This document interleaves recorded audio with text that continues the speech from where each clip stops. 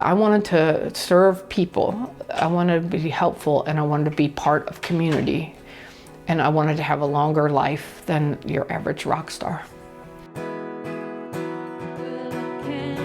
My name is Kiya Heartood. I'm from Austin, Texas, originally from Kentucky. I'm a third-year Master of Divinity student at Starr King. I'm from a long line of rural Kentucky Methodist ministers, and then I also have some Cherokee background, so I feel closest to my earth-based indigenous faith. But I'm now a tried and true Unitarian Universalist, and I mix both those things.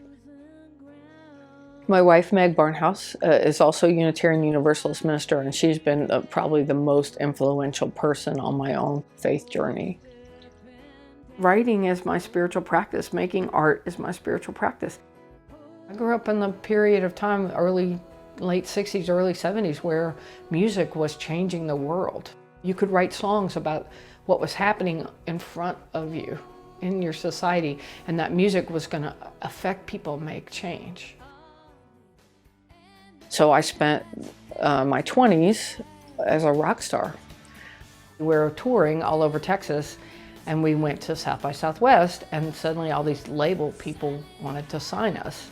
And it wasn't like I tried or knew anything about the music business. 1 in a million people get a record deal, and only 1% are still musicians after 5 years. It's kind of brutal. It was a great education. I was bankrupt, and my car was repossessed, and I was sitting in the middle of Oklahoma in 2 years after being on MTV and having people do my hair and like the whole thing. It's a failure of epic and very public proportions. And I think it made me philosophical in a way that led me where I am now. And it's a big part of my ministry in that I help people be comfortable with their artist self. You are ready to go. You're ready to roll. I feel like it's a right and not a privilege to be an artist, that you have a right, if you have any desire to be an artist of any kind, that you have a right to do that. And I want to help people do that. If I can facilitate that, then that's art ministry to me.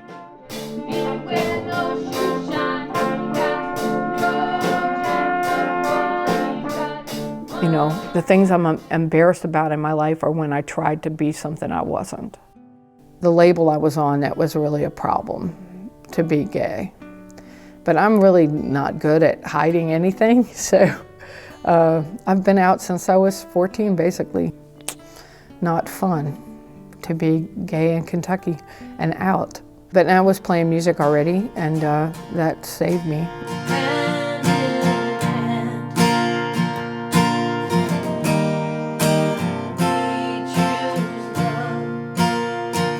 I love Unitarian Universalism for giving me a space to explore who I actually am and to be in community with other people and not always on the sidelines and outsiders.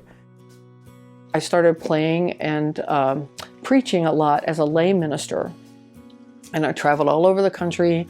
I've been to many, many Unitarian Universalist churches. I got to participate and worship a lot and be around a lot of ministers who were doing it very differently and seeing different congregations doing it very differently, and I just want to be part of that.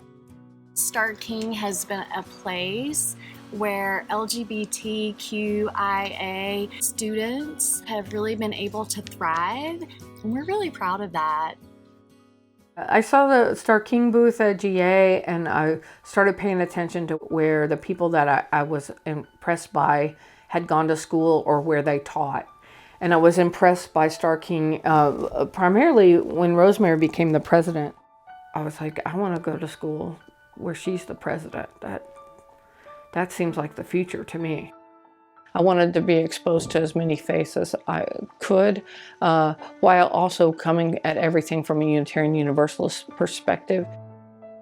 Starr King's low residency model made it possible for me to stay connected in my own community and get a degree from a great seminary.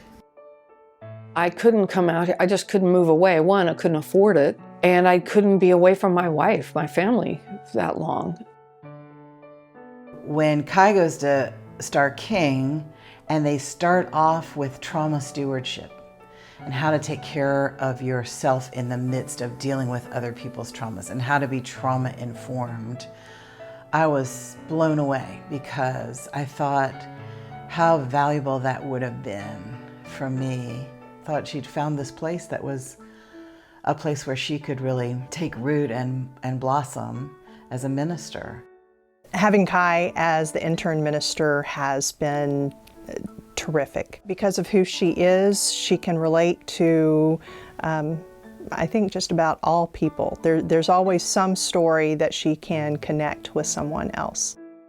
Kai's future in ministry, I can't wait to see what happens, and I think that all of us are probably going to be watching her and getting our ideas for what we're going to do next. The kind of minister I want to be and the kind of artist I was are really the same thing, in that I always wanted to write songs that made the world better, and I always wanted to be part of a social justice movement. You can't hide, you can't go in the closet if you're black or brown. And all your power is in being authentic. The further I progress in it, the more I realize I've been doing ministry my whole life. I just didn't know that's what it was called. And all the gods we pray change.